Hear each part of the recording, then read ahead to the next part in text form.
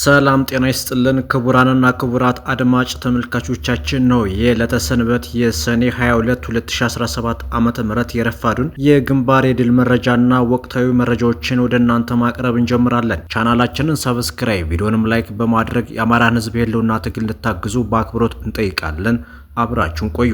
የብልጽግና ወንበዴ ቡድን በፋኖ ኪሳራ እየደረሰበት ነው። የአማራን ህዝብ ለመጨፍጨፍ ያለውን ኃይል ከነሙሉ ትጥቁ ይዞ ወደ ጎጃም የገባው አረመኔው አገዛዝ በትናንትናው ዕለት በበርካታ ወደ ግንባሮች ከባድ ሰብአዊና ቁሳዊ ኪሳራ ያጋጠመው ሲሆን ጀግናው ኃይላችን ባደረገው መልሶ ማጥቃት በ11 አውደ ግንባሮች ድል ተቀዳጅቷል ሲል የአፋጎ ቃል አቀባይ ገልጿል። በነበረው አውደ ውጊያ በአማራ ፋኖ በጎጃም ሁለተኛ ተፈራ ዳምጤ ክፍለ ጦር ደጋዳሞት ብርጌድ በረቡ ገበያ በአረፋ ደብተራን ጠላትን ሲቆላው የዋለ ሲሆን አቅሌና ከንቸችል በተባሉ ሁለት ቦታዎች የአማራ ፋኖ በጎጃም ኮማንዶ ክፍለ ጦርና የሁለተኛ ተፈራ ዳምጤ ክፍለ ጦር ኮማንዶ ዩኒት በጠላት ላይ ሰብአዊና ቁሳዊ ኪሳራ አድርሰዋል። በአማራ ፋኖ በጎጃም 9ኛ ሳሙኤል አወቀ ክፍለ ጦር የሶማ ብርጌድና አረንዘው ጎንቻ ብርጌድ ባደረጉት ማጥቃት ጎንቻ፣ አርብ ገበያ፣ ፈለገ ብርሃን፣ ደብረ ወርቅ፣ ጠልማ፣ ድንጅሚት፣ መጣያ በተባሉ ቦታዎች ላይ ድል ተቀዳጅተናልም ብለዋል። በጠላት ላይ የደረሰ ጠቅላላ ኪሳራም የአፋጎ 9ኛ ሳሙኤል አወቀ ክፍለ ጦር ሶማ ብርጌድና አረንዘው ጎንቻ ብርጌድ በጋራ በመሆን መጣያ በተባለ ቦታና በፈለገ ከተማ ሙሉ ከበባ በማድረግ በከተማውም አስገራሚ ድል አስመዝግበዋል። ፖሊስ ጣቢያውንና በከተማ ውስጥ ያሉ የአስተዳደር ቢሮዎችን ለሰዓታት ተቆጣጥሮ ውሏል። በግፍ በየሰበቡ ለጉቦ መቀበያ የታሰሩ በርካታ እስረኞችም ተፈተዋል። በተቋሙና በተለያዩ ምሽጎች በርካታ ተተኳሽ የተለያዩ ወታደር አልባሳት፣ ጫማና ብርድ ልብስን ጨምሮ ሲማረክ ሙሉቀን ሽፈሪ የሚባልን ከዚህ ቀደም ከተማ ውስጥ ፋኖ በነበረ ሰዓት ፋኖ ነኝ እያለ ለጠላት መረጃ ሲሰጥ የነበረ ጠላት ሲገባ ግን ይሄ የፋኖ ደጋፊ ነው በማለት ሲያስገርፍና ሲያሳስር የቆየ ለዚህ ታማኝነቱ አረመኔው ስርዓት የከተማው አስተዳደር አድርጎ የሾሙት የዘመኑ ባንዳ ላይ በሌሊት መኖሪያ ቤቱንና የንግድ ቦታው ላይ የቦምብ ጥቃት ተፈጽሟል። ከስርዓቱ ጋር ሲሰሩ የነበሩ መረጃ ሰጪዎች በቁጥጥር ስር ውለዋል። መጣያ በተባለ ቦታ ከቀናት በፊት 3 ንጹሃንን በግል ጸብ ምክንያት ፋኖ ናቸው ብሎ ያስገደለ መረጃና አስተኳሽ የሆነውን ግለሰብ በቁጥጥር ስር በመዋል አቶ ምናልካቸው መንግስት ወደ ላይኛው ተሸኝቷል። ከተሞችን ተቆጣጥሮ የዋለው ፋኖ በፈለገ ከተማ ዲሽቃዎችንና ብሬኖችን መሃል አደባባይ ሲያስቀባጠራቸው ውሏል። ይህን ተከትሎ የጥላት ዲሽቃ ተኳሹን ጨምሮ ከ25 በላይ ታፍሰው የመጡ የብርሃኑ ጁላ ልጆች የረገፉ ሲሆን በርካታ ፖሊስና ሚሊሻ ሞትና ቁስለኛ ሆነዋል። በጦር ጠበብቶች የሚመራውና በቅርቡ ተወርዋሪ ኮማንዶ አሰልጥኖ ያስመረቀው አረንዘው ጎንቻ ብርጌድ ሻለቃ 2 በፈለገ ከተማ 2 አስቃጥላ የዲሽቃ ጥይትና በርካታ ሬሽን ማርከው የዋሉ ሲሆን የብርጌዱ ሌላኛው ሻለቃ አንድ አረብ ገበያ በተባለ ቦታ ሙሉ ከበባ በማድረግ አንድ ጋንታ መሪን ጨምሮ 7 የስርዓቱ ወታደሮችን ወደ ላይኛው በመሸኘት ሞትና ቁስለኛ በማድረግ ታሪክ ሰርቷል። አርሳማ የነበሩ የአረንዘው ጎንቻ ብርጌድ አንድ ሻምበል በግንደወይን ከተማ በመግባት ቴክኒኩ ውስጥ ተዘናግቶ የነበረውን ሰፈር ጠባቂ መከላከያ ከሰዓት በኋላ በተሰራ ኦፕሬሽን ሲያስጨንቁት አምሽተዋል። ነበልባሎችና የሶማ ብርጌድ አመራሮች ኃይሉን ጨምረው የሳት ሀሩሩ የሆኑት ይናጭ ሻለቃ በፈለገ ከተማ በ3 አቅጣጫ በመግባት በተደረገ አስጨራሽ ውጊያ በአረመኔው መንግስት ላይ የሰውና የቁስ ጉዳት ያደረሱ ሲሆን ከ250 በላይ የዲሽቃና 640 የክላሽ ተተኳሽ አፍራካሻና በርካታ ሬሽን እንዲሁም አልባሳት መማረክ ተችሏል። 8ኛ ክፍለ ጦርና 9ኛ ክፍለ ጦር ጫን ያለው ሻለቃና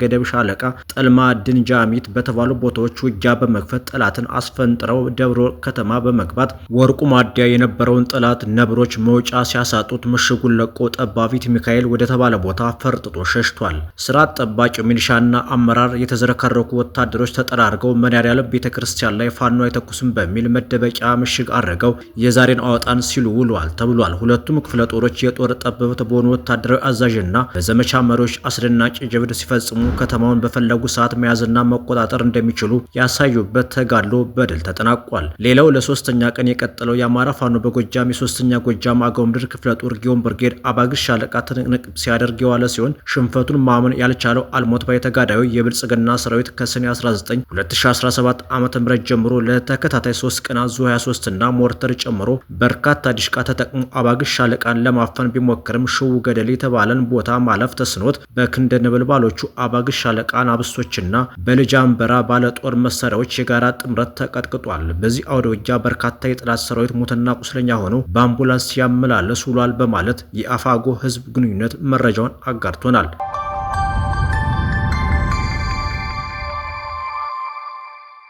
በሌላ ዜና የአማራ ፋኖ ብሔራዊ ኃይል አፋባ ነበልባሉ ገረመው ወንዳወቅ ብርጌድ ጎጃም ቀጠናውን አስጠብቆ ውሏል።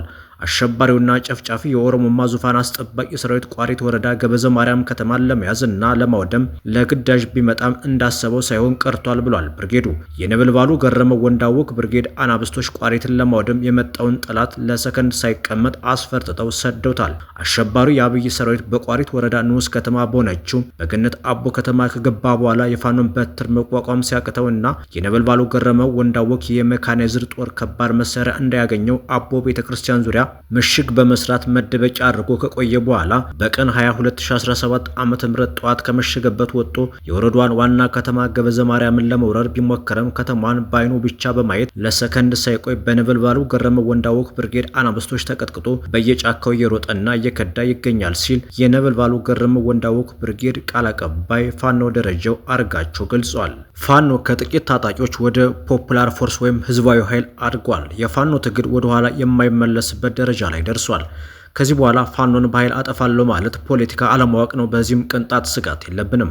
ውስጣዊ የሚሊተሪና የፖለቲካ አደረጃጀቱ ትግል ቢኖርበትም በህዝቡ ላይ ያለው መንፈስ ፋኖ የጥቂት ታጣቂዎች ጉዳይ ሳይሆን ፖፑላር ፎርስ ወይም ህዝባዊ ኃይል መሆኑን ትልቁ ማሳያ ነው። ይህንን የህዝብ ድጋፍ ላለማጣት ደግሞ ፋኖቻችን ከመቼውም ጊዜ በላይ ጥንቃቄ ማድረግ ያለባቸው ጊዜ ነው። ከዚህ በኋላ የፋኖ አቅም እየፈረጠመ መንግስት የሚባለው የአገዛዙ ኃይል አቅሙ እየሳሳ መጥቷል። ተሟጦ መጥፋቱም አይቀሬ ነው። አንድ ትግል ህዝባዊ ከሆነ በኋላ ያሉትን ሪሶርሶች ወይም ንብረቶች በአግባቡ እየተጠቀመ ልምድ እያካበተ ነገሮችን በጥንቃቄ በማየት ሽኩቻ ቢፈጠርም እንኳ ፍጹም በወንድማማዊነት ፍቅር በርን ጥርቅም አድርጎ በመዝጋት መፍትሄን ማምጣት መቻል የበለጠ ትግሉ ቅርጽ እንዲይዝ ያደርጋል። በአናቱም እንደ ስኳድ አይነቶች የመንግስት አምስተኛ ረድፈኞችም ትግሉ እየፈረጠመ ሲመጣ የትግሉ ሰለባ መሆናቸው አይቀሬ ነው። እናም የጁላን ሯጭ ሰራዊት እንዲሁም የስኳድ አይነት ሴረኞችን በሚገባ የውቀጥን ጦርነቱ ብቻ ሳይሆን ውጊያውን አሸናፊ እንሆን ዘንድ ሽኩቻዎቻችንን እንተዋቸው። ጀግኖች ፋኖቻችንም የምትከፍሉልን ሊተመን የማይችል ታላቁን ዋጋቸውን በጥቂት ክፍተቶች ላለማራከስ የሚፈጠሩ አለመግባባቶችን በአማራዊ እሴትና ባህል እንዲሁም አቅምና እውቀታችን በመፍታት ይበልጥ አስደምሙን እንላለን።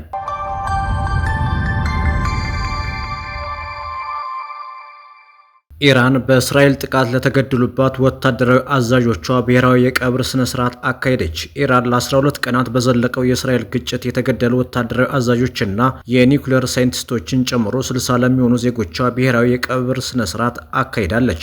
በኢራን ሰንደቅ ዓላማ የተሸፈኑ የአስክሬን ሳጥኖች እንዲሁም የተገደሉ የጦር አዛዦች ምስሎች በበርካታ ነዋሪዎች ታጅቦ ወደ ማዕከላዊ ቴሄራን ኤንሄላብ አደባባይ ተሟል። የቀብር ስነ ስርዓታቸው እየተፈጸሙ ካሉ መካከል የኢራን ጦር ኃይሎች ጠቅላይ ኤታማዦር ሹም የሆኑት መሐመድ ባግሄሪ አንዱ ናቸው። በእስራኤል ጥቃት የተገደሉት መሐመድ በጠቅላይ ኤታማዦር ሹምነታቸው የሀገሪቱን ጦር እንዲሁም የኢራን አብዮታዊ ዘብ ዋነኛ መሪ ነበሩ። ጥቁር ልብስ የለበሱ በርካታ ሀዘንተኞች መፈክሮችን በማሰማት የኢራንን ሰንደቅ ዓላማ በማውለብለብና የተገደሉ ሰዎችን ምስል ይዘው በአደባባይ ላይ ታይተዋል። በትናንትናው ዕለት ቀብራቸው የተፈጸመው ሌላኛው የኢራን አብዮታዊ ዘብ ዋና አዛዥ የነበሩ ሆሴን ሳላሚ ናቸው። በእስራኤል ጥቃቶች ከተገደሉት በርካታ የኒውክሌር ሳይንቲስቶች መካከል የአገሪቱ የአቶሚክ ኢነርጂ ድርጅት ኃላፊ የነበሩት ፍሬዱን አባሲ እንዲሁም በቴህራን የሚገኘው የኢስላሚክ አዛድ ዩኒቨርሲቲ ፕሬዝዳንት መህዲ ቴራንቺ ቀብራቸው ተፈጽሟል። ሌሎች በዚህ ግጭት የተገደሉት ጎላሚሊ ራሺድ የኢራን ጥምር ወታደራዊ እንቅስቃሴዎችን የሚያስተባበረው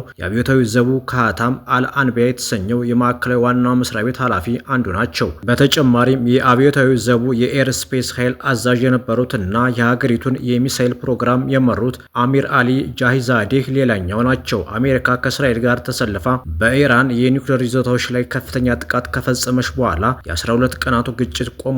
የአሜሪካ ፕሬዝዳንት ዶናልድ ትራምፕ ኢራን ላይ ድጋሚ ጥቃት ለመፈጸም ፍጹም እንደማያወላውሉ በድጋሚ ተናግሯል። በዋይት ሀውስ ጋዜጣዊ መግለጫ ላይ ከቢቢሲ ለቀረበላቸው ጥያቄ ምላሽ የሰጡት ትራምፕ ኢራን ዩራኒየም በከፍተኛ ደረጃ ማበልጸጓ ስጋት ፈጥሯል የሚል የተረጋገጠ መረጃ ከደረሳቸው ያለምንም ጥያቄ አገሪቷ ላይ ጥቃት እንደሚፈጽሙ ገልጿል።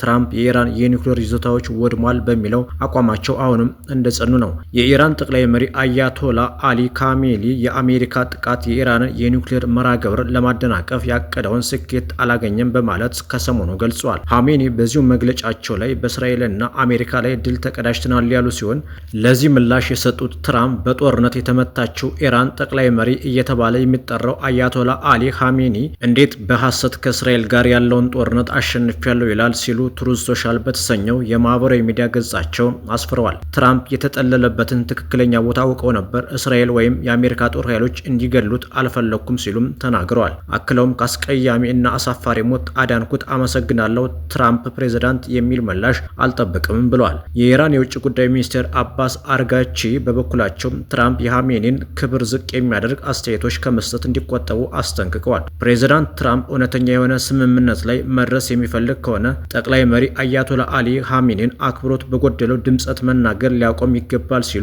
የውጭ ጉዳይ ሚኒስትሩ በኤክስ ገጻቸው አጋርተዋል። አክለውም የሚሳኤሎቻችንን ኃያልነት ያልቻለው የእስራኤል መንግስት ወደ አባቱ አሜሪካ ከመሮጥ ውጪ ምንም አማራጭ እንደሌለው ታላቁና ኃያሉ የኢራን ህዝብ ለዓለም አሳይቷል። ይህ ህዝብ ዝልፊያና ማስፈራራቶችን ዝም ብሎ አይመለከትም ብለዋል። የውጭ ጉዳይ ሚኒስትሩ አሜሪካ በሀገራቸው በፈጸመችው ጥቃት የኒውክሌር ይዞታዎች ላይ ከባድ ጉዳት ማድረሳቸውንም አምነዋል።